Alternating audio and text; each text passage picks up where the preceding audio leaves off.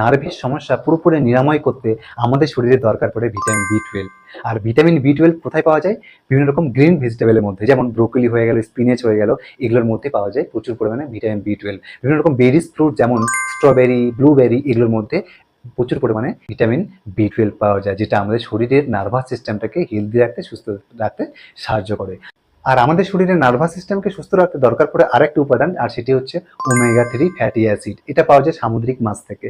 আর এই সামুদ্রিক মাছ ছাড়াও আমরা এটা পেতে পারি বিভিন্ন রকম সিডস থেকে, যেমন pumpkin seed, chia seeds, flax seeds, এগুলো থেকে আমাদের প্রচুর পরিমাণে ওমেগা 3 ফ্যাটি অ্যাসিড পেয়ে থাকি, যেটা আমাদের চুল, আমাদের স্কিন এবং আমাদের শরীরের ইমিউনিটি বাড়িয়ে তুলতে প্রচুর পরিমাণে ভূমিকা পালন করে থাকে।